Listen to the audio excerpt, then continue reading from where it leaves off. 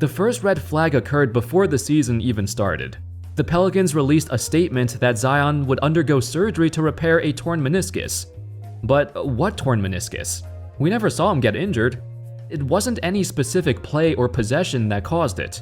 It was a gradual progression through the course of multiple workouts that caused him to develop severe knee soreness, which led to this injury. This was very alarming, because this time it wasn't a freak accident. When you tear a ligament like this, it means your knees can't carry the burden of your body. On the bright side, Zion made a full recovery, and in his second season, his game truly came together. That explosiveness and agility in his frame is unheard of, and he stormed through the season. Zion registered the 8th highest points per game on the 8th best field goal percentage. He captivated the audience and fans were in awe of him. This is the Zion we all imagined he could be, and for a while, he was living up to those gigantic expectations. Sadly, it would be short-lived. Over the summer, he suffered a Jones fracture on his foot, and it forced him to get surgery. The Pelicans were optimistic he could return in 2 or 3 months. That's the recovery time for the average player. But Zion is not the average player.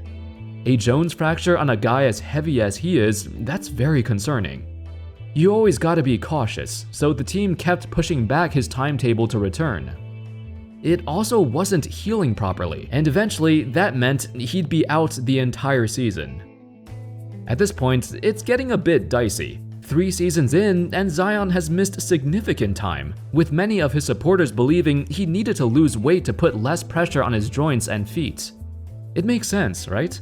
But Zion surprisingly gained weight since entering the NBA, according to his former trainer who took a jab at the Pelicans.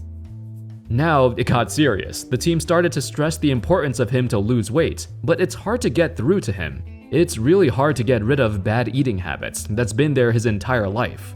I'm sure a lot of you guys can relate too.